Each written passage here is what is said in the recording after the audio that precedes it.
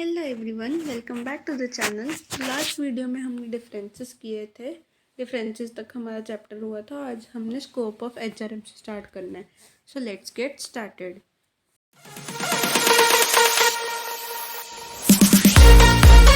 Okay, तो देखो scope of HRM क्या होता है। एक्सटेंसिव होता है और फार रीचिंग होता है। मतलब हम इसे कंसाइजली राइट नहीं कर सकते। ठीक है, तो कन्वीनियंस की सेक के लिए और अंडरस्टैंडिंग डेवलप करने के सेक के लिए जो स्कोप है वो 3 डिफरेंट एस्पेक्ट्स में डिस्क्राइब किया गया है। पहला हम पढ़ेंगे पर्सनल एस्पेक्ट। देखो पर्सनल एस्पेक्ट जो है एचआरएम का वो टिपिकली जो है डायरेक्ट मैन पावर मैनेजमेंट है, which involves man power planning, hiring में आता है आपका recruitment and selection, training and development, placement, induction and orientation, transfer, promotion, compensation, lay off and retrenchment, employee productivity. ये परफॉर्मेंस अप्रेजल भी include करता है, developing new skills and other related courses of action.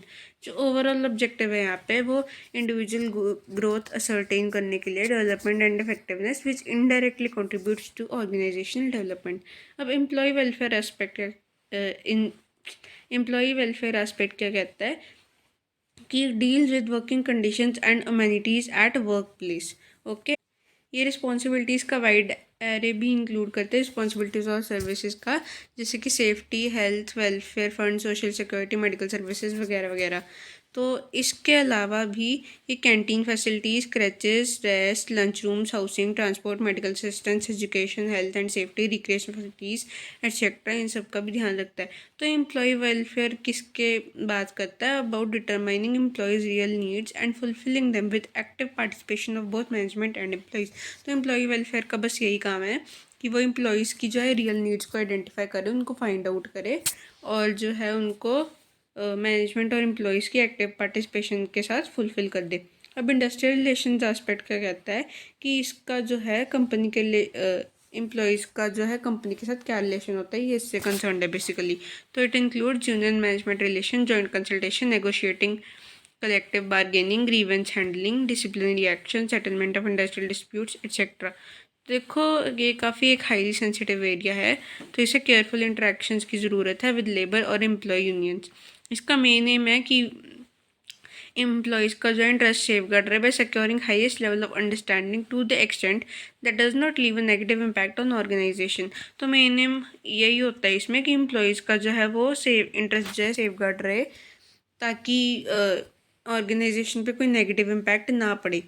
ठीक है, it is about establishing, growing and promoting industrial democracy to safeguard the interest of both employees and management.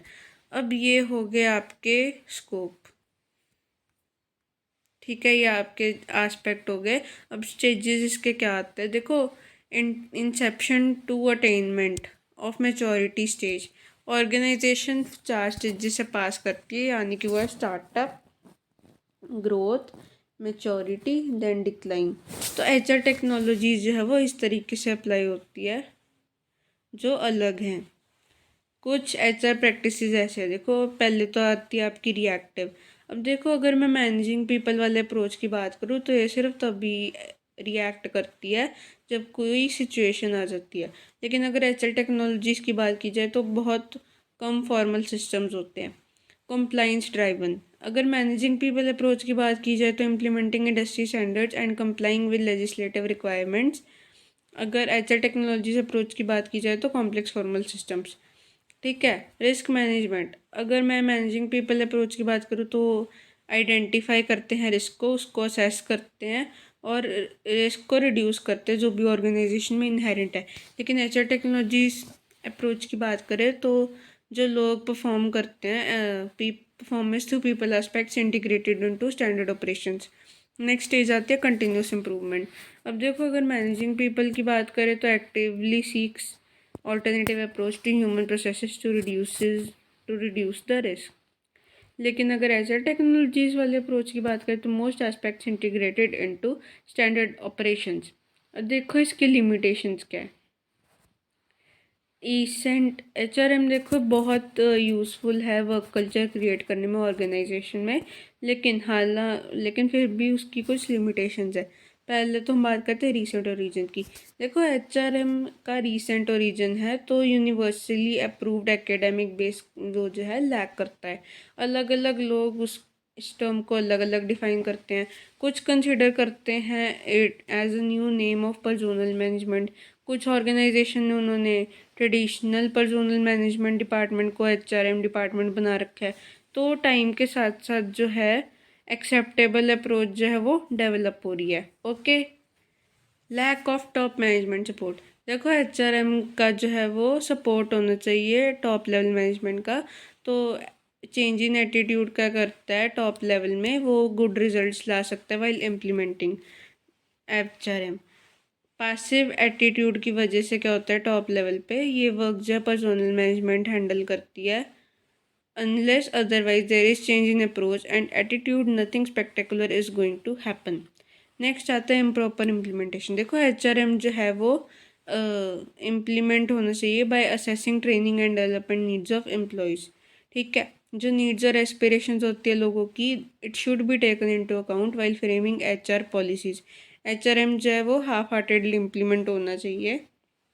जो organising के कुछ training programmes है it is considered as implementation of HRM।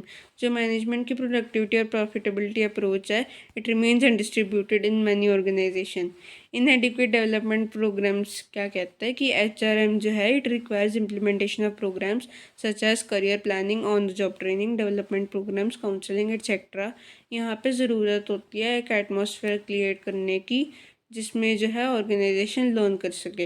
Reality में क्या होता है HRM प्रोग्राम्स जो हैं they are confined to classroom lectures and expected results are not coming out from this approach.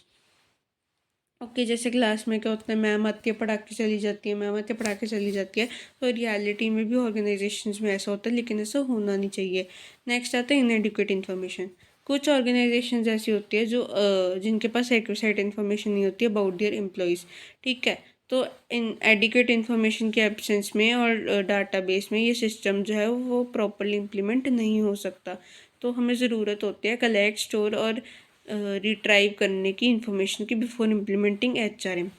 तो जब से इकोनॉमी की लिबरलाइजेशन हुई है, मल्टीनेशनल्स की एंट्री जो है इंडियन मार्केट्स में, जिससे क्वालिटी स्टैंडर्ड्स काफ़ी इंक्रीज़ हुए हैं इंडियन गुड्स के। तो ग्रोइंग कंपटीशन क्या करता है HR पे प्रेशर पुट करता है हर एक ऑर्गेनाइजेशन में। Managements will be required to constantly assess and reassess competence levels of their employees. ठीक है, तो मैनेजमेंट को भी ज़रूरत पड़ेगी कि वो कंस्टेंटली असेस और रीअसेस करे अपने एम्प्लॉयज़ का कॉम्पिटेंस लेवल। जो ट्रेनिंग एंड डेवलपमेंट प्रोग्राम्स हैं उन्हें भी ज़रूरत पड़ती है कि वो पर्सोनल को मोटिवेट करे ताकि वो अपने नए रिक्वायरमेंट्स के साथ कोप अप कर सके। जो HRM है उसका एक पाइवटल रोल होता है बिजनेस मैनेज करने में इन द नियर फ्यूचर। अब देखो इसके फंक्शंस क्या होते हैं। फंक्शंस को हम दो ब्रॉड कैटेगरीज में डिस्कस कर सकते हैं। एक तो आ गया आपका मैनेजीरियल, एक ऑपरेटिव। मैनेजीरियल में वही है जो आपने मैनेजमेंट के फंक्शंस पढ़े थे, planning, organising, directing, coordination and controlling. बस आप इसमें स्टाफिंग नहीं पढ़ते हो।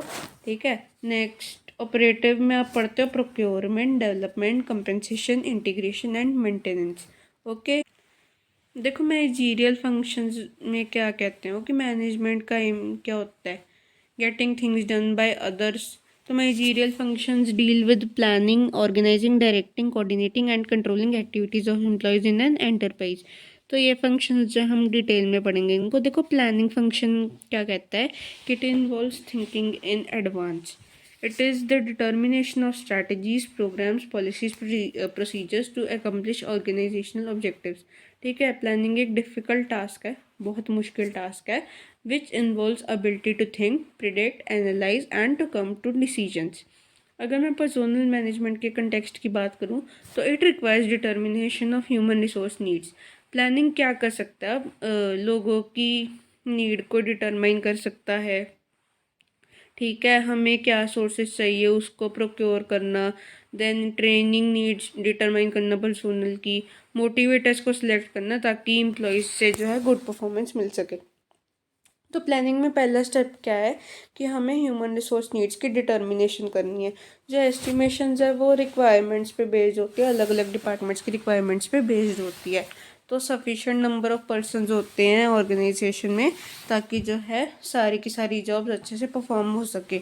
सिर्फ प्रेजेंट ही नहीं, लेकिन फ्यूचर नीड्स भी जो है पर्सन्स की, वो भी प्रॉपरली डिटरमाइन होनी चाहिए। एक बार आपने पर्सनल नीड डिटरमाइन कर ली, तो एक डिसीजन होना चाहिए उनको एम्प्लॉय करने का। जो राइट टाइप ऑफ पर्सन है, they should be employed for getting good performance from them. जो ट्रेनिंग नीड्स है वर्कर्स की, वो भी प्री डिटरमाइंड होनी चाहिए, ताकि इससे क्या हो सके, प्रॉपर स्टेप्स जो है लिए जा सके, ताकि सही टाइप की ट्रेनिंग जो है वो इम्प्रूव की जा सके। लेकिन अगर हमें वर्कर्स को भी मोटिवेट करना है for improving the performance, number of financial and non financial incentives to be initiated. अगर वर्कर्स को भी मोटिवेट करना है ताकि वो अपनी परफॉर्मेंस को इम्प्रूव कर पाए, तो हमें भी उनको फाइनेंशियल नॉन फाइनेंशियल इंसेंटिव्स देने ही देने पड़ेंगे।